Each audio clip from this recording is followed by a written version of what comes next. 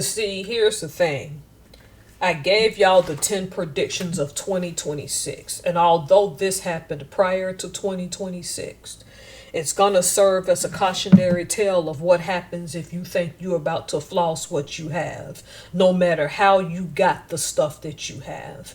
Now, remember, keep in mind what I just said, no matter how you got it, meaning how you obtained it. Okay?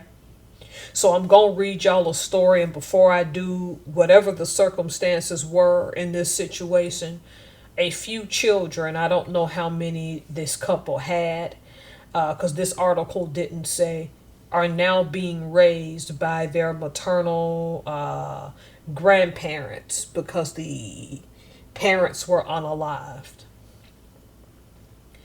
For the sake of the family, I don't know, because there are different allegations being thrown around.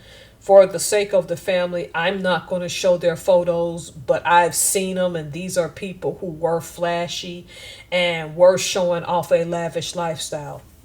Instead, I'm going to use my Vecteezy images of Bitcoin, crypto, or cryptocurrency in general to carry this story.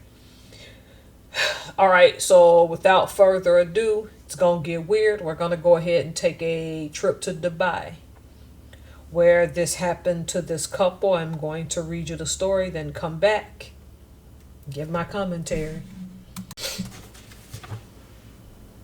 A Russian crypto millionaire and his wife were kidnapped and dismembered after being lured to meet investors in the United Arab Emirates.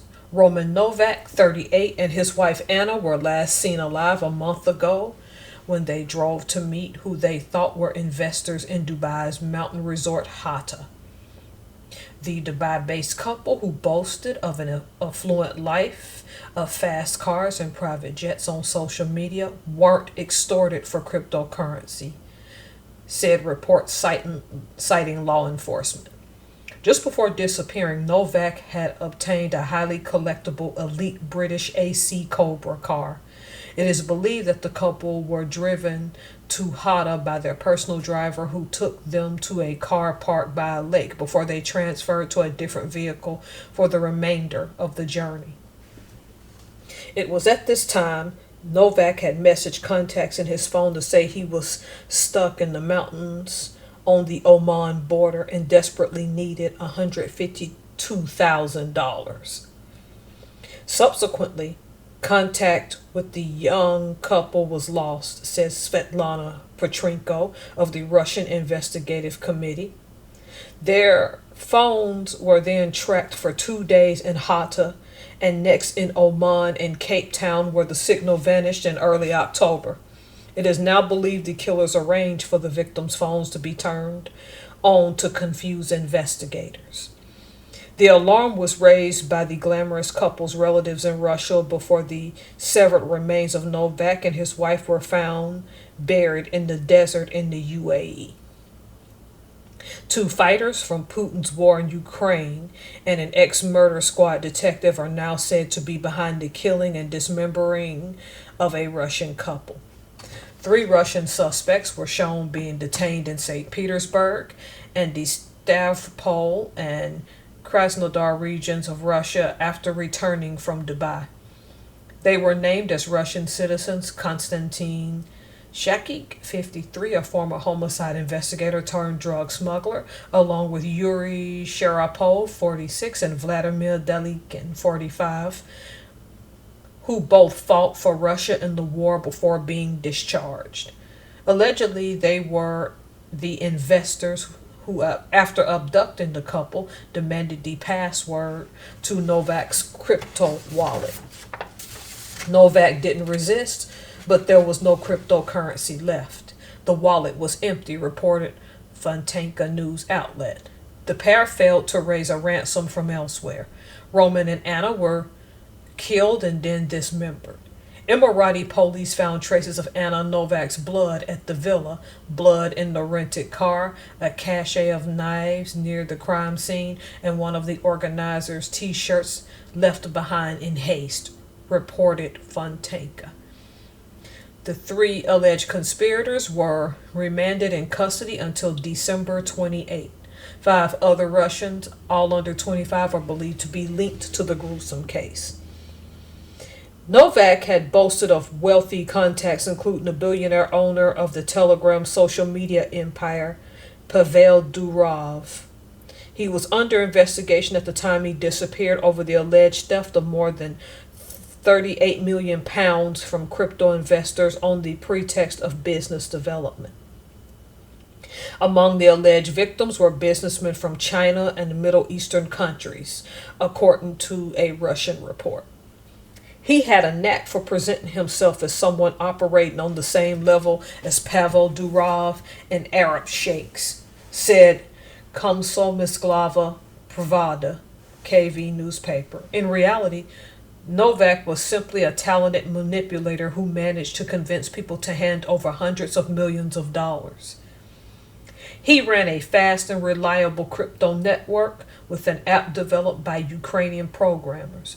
Novak had earlier served a prison sentence for embezzlement, according to Russian reports.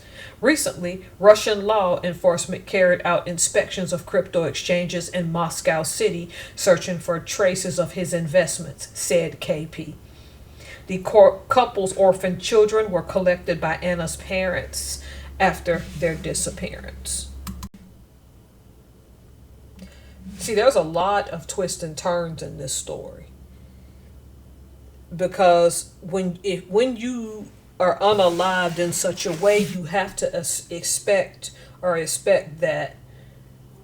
I have a hard time with that word. Is expect that stuff from your past is going to come out. You're open game because you're not here to defend yourself. So when this story started off, it tells you they were victims. In the moment that this couple was unalive, they were victims in that moment.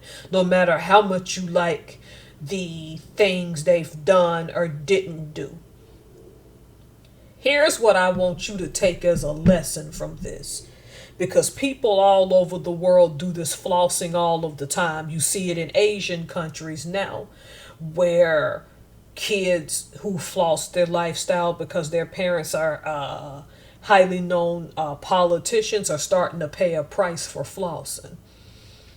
And you see it here in the United States where rich kids are getting off on crimes like affluenza and stuff. And there's been more than just that guy to get off based on their wealth, okay?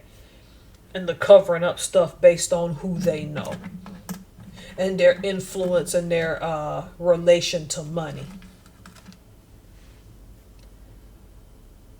I believe that no matter what they say about this couple, if they were into some dirty things or not, we cannot say for certain. What the photos show and demonstrate is that they did love to show off. Did that make them a target? I would say yes. Were they probably pretending to be something they're not? That's up for investigation. As I read the article for you, and it was believed that they weren't who they were putting themselves on to be. And don't get me wrong, I don't disrespect someone once they have gone to the afterlife. But my thing is, the biggest takeaway, if you saw the photos of these two, when you gain money, when you gain wealth, there's a reason why a lot of the billionaires, take any billionaire in the United States who didn't make their money in actual physical entertainment. They'll attend conferences, they'll attend think tanks and things like that. What you don't see them in are flashy cars, going to flashy venues, very rarely. Most of them are smart enough when they get at that level, whether they're old money and now some new money's doing this as well to keep a low profile. Stuff like this is a reason. Because something can sound trustworthy and the next thing you know, you're not on this earth anymore. Or you're on this earth, but you're 6 feet under. Now, you're out. This story should serve as a cautionary tale that no matter how you got your money, it's not very wise to go on social media and show off too much when you don't have protections in place. Because when that personal driver drove them and dropped them off, they clearly couldn't have known that they weren't ever going to see them again. And this story doesn't even say if that person who's the personal driver was unalived and kidnapped. It sounds like he got to, or she got to drive away with their life, which means these people were specifically targeting this married couple. How they were unalived, they were victims. But what I'm trying to tell you as a cautionary tale is when you build things, you need to move in such a way that even if you know you are a target, you have processes in place and not assume that you can just go off somewhere with people. Because remember, if you watch my video 2026 predictions, I told you all about this. Don't go off in strange, but even with the Shankila Robinson video I made a year or two ago, something that seems innocent isn't. And when people want to take you off somewhere, you need to be careful about those people's motives. Okay? So I just wanted to read y'all that, because although this happened before 2026, I just don't think some people are going to learn. And this is a cautionary tale of what people can do to you when they perceive you owe them something, or you may actually owe them something. Because there's a lot of holes in this story. All right. I hope y'all are so far enjoying your new year. It's good to speak with y'all again. Talk to you soon.